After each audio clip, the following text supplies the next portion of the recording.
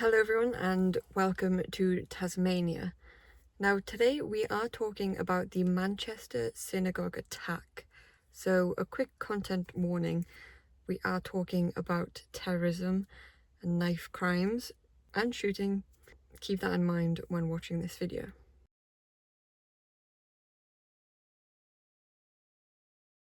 On the morning of October 2nd, 2025, the peace at the Manchester's Heaton Park Hebrew congregation was shattered. As worshippers gathered for Yom Kippur, the holiest day in the Jewish calendar, a car ploughed into pedestrians outside the synagogue. Moments later, the driver, who was later identified as 35-year-old Jihad al-Shami, he got out of the car with a knife and ran towards the building. The police were on scene within minutes, triggering Operation Plato, which is the UK's counter-terrorism response. Fearing the attacker was carrying explosives, officers opened fire, killing him. Just 7 minutes after the first emergency call was made, but the damage was already done. 2 worshippers were dead. Melvin Kravitz, who was just 66, and Adrian Dobley, who was 53. He was a volunteer guard who tried to intervene. Later we found out that he was actually shot by police accidentally in the gunfire. 3 more people were injured, one during the stabbing, one from the car, and another one who was injured from police gunfire.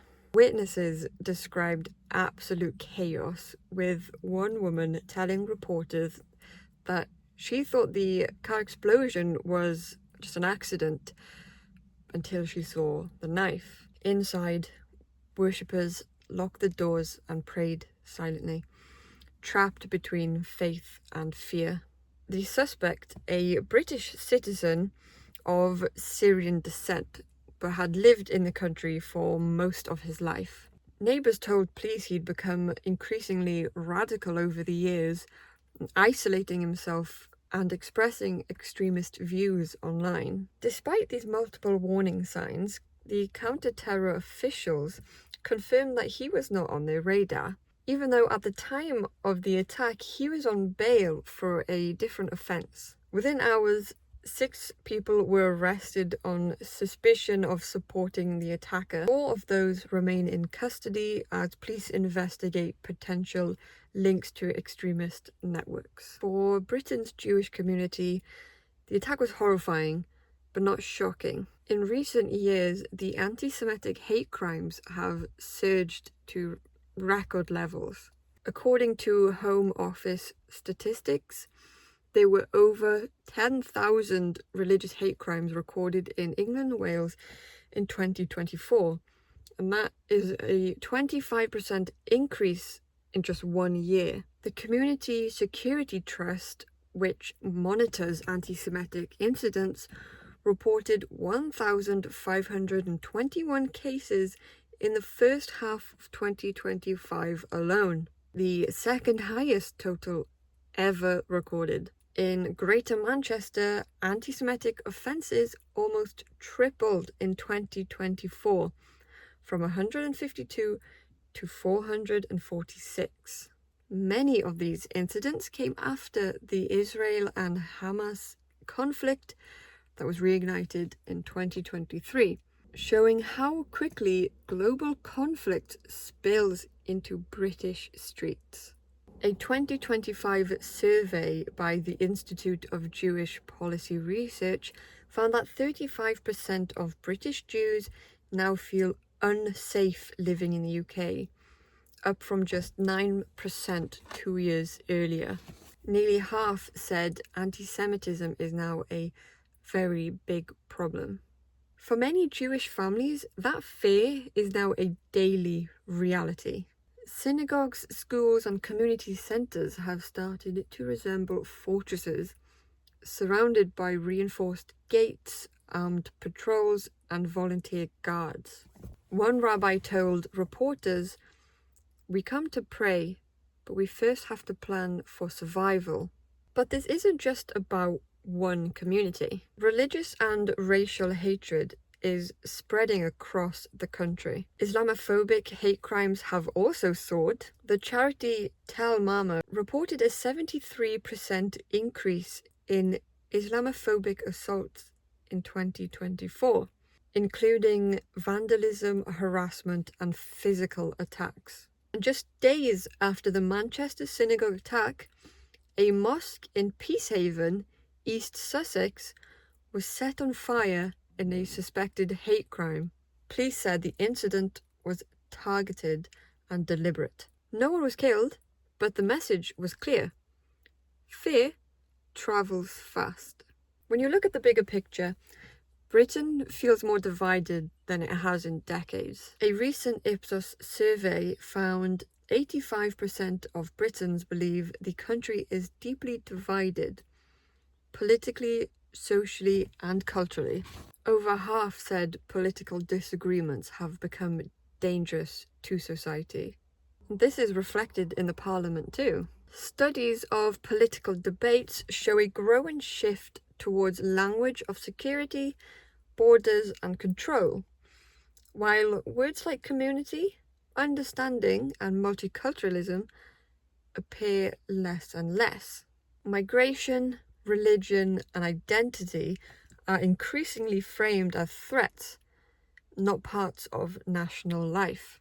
And that tone doesn't stay in Westminster, it trickles down. It seeps into online spaces, fuels the conspiracy theories, and just gives oxygen to extremist movements. Almost every comment section I open is just filled with hatred. Online hate has exploded in the last few years. Politicians, especially women and people of colour, now receive death threats as part of daily life.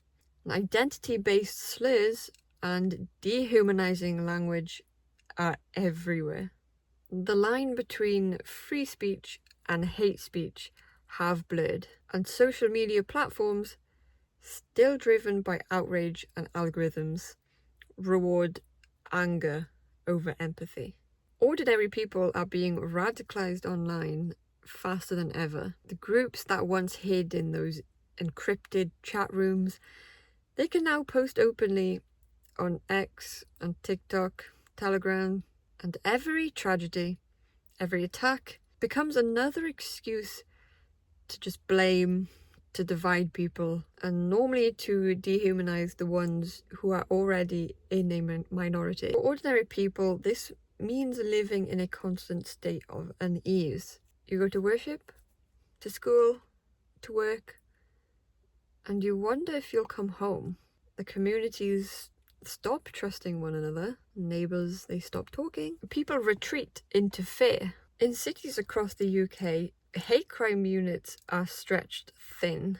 Armed police patrol religious festivals and community events. The threat level never drops for long. And Operation Plato, that was once a rare emergency measure, is now triggered multiple times a year. We are, as one analyst put it, a country running on adrenaline, always reacting, never healing. After the Manchester synagogue attack, Prime Minister Keir Starmer called it an act of pure evil and promised increased funding for synagogue security. Home Secretary Shabana Mahmood pledged to strengthen counter-terror laws and surveillance. Even King Charles released a statement expressing his sorrow and solidarity. But public anger hasn't faded. At a vigil for the victims, Justice Secretary David Lammy was heckled. People shouted, "You have blood on your hands."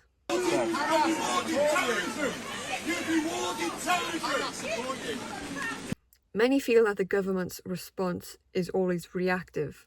Compassionate words after tragedy, but very little change before the next attack. The Manchester synagogue attack isn't an isolated incident. It's just a mirror reflecting what Britain has become. A place where hate crimes rise faster than compassion, where division is mainstream, where politicians weaponize culture wars while communities bleed. And underneath it all, ordinary people are losing faith, not just in religion, but in the idea of shared belonging. This is what happens when fear becomes normalized, when hate speech goes unchecked, and when misinformation and prejudice become political tools. Britain has always been a country of contradictions, proud of its diversity, yet uncomfortable with it. But diversity isn't the problem, division is. To move forward, we need more than tougher laws or more armed patrols. We need empathy, real, sustained empathy.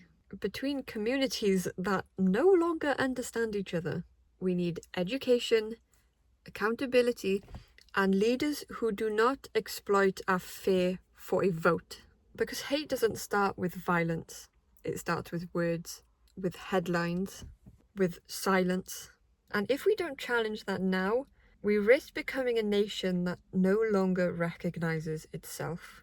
The victims, Melvin Kravitz and Adrian Dobley, deserve to be remembered not just for how they died, but for what they represented: courage, faith, and community. Their loss should remind us that hatred doesn't stay contained. It spreads, and every act of silence lets it grow stronger. If this story affected you, there will be helplines and support. Please like the video, subscribe, share, because awareness is the first step towards change. Britain is at a crossroads. We can let hate define us, or we can decide that enough is enough.